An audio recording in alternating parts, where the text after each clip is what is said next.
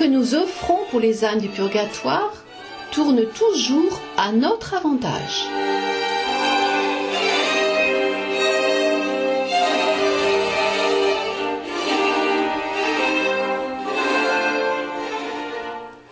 Un incident remarquable arriva à Paris en 1827. Une pauvre servante avait la bonne habitude de faire célébrer chaque mois une messe pour les âmes du purgatoire. Mais à cause d'une longue maladie, elle perdit son travail et bientôt, il ne lui resta plus aucune économie.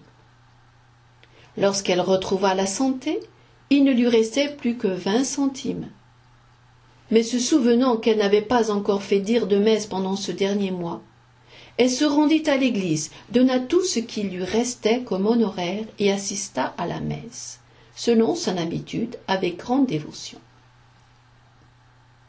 Elle était à peine sortie de l'église qu'elle fut accostée par un jeune homme grand, pâle et de noble aspect, qui lui dit « Vous cherchez du travail, n'est-ce pas ?»« Oui, en effet. »« Allez frapper au numéro 10 de telle rue et vous trouverez de l'emploi. » La jeune fille se rendit à la maison indiquée. Elle y fut agréablement reçue par une dame. « Madame, lui dit la jeune fille, j'ai appris que vous cherchiez une servante, et je suis venue vous offrir mes services. »« Mais, mon enfant, qui vous a envoyé ici ?»« Personne ne sait que je cherche une aide. »« Madame, c'est un jeune homme que je viens de rencontrer. »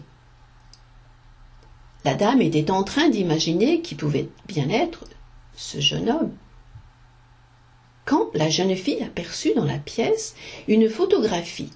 « Madame, c'est lui qui m'a dit ce matin de venir chez vous. »« Mais c'est le portrait de mon fils unique qui est décédé il y a 2 ans, s'exclame la dame.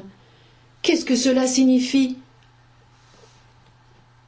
La jeune fille raconta toute son histoire, et il devint évident que l'âme de ce jeune homme venait d'être délivrée par la messe que celle-ci avait offerte avec ses toutes dernières pièces de monnaie. La dame la prit à son service, non comme servante, mais plutôt comme sa fille bien-aimée, et on comprend pourquoi.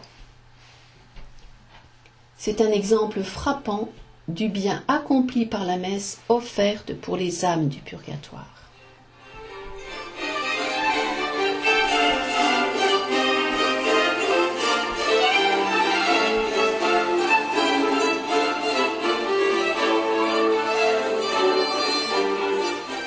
Une autre histoire pour mieux nous faire comprendre encore cette réalité. Saint-Pierre d'Amiens était encore tout jeune quand il perdit son père et sa mère. L'orphelin fut alors élevé par son frère aîné, qui le traitait très durement et ne lui donnait pas même le nécessaire pour se nourrir et se vêtir. Pauvre enfant. C'était pourtant son frère qui était méchant comme ça.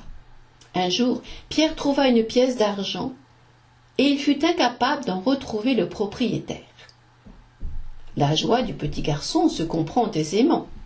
Il savait qu'il venait de trouver un trésor et immédiatement il se mit à penser à l'achat de beaucoup de choses dont il avait besoin.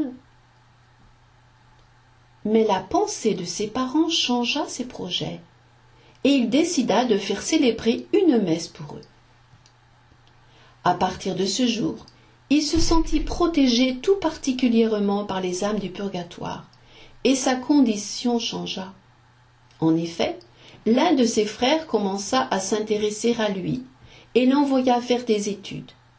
Pierre devint prêtre, puis évêque, puis cardinal, mais surtout, il devint un grand saint de Dieu.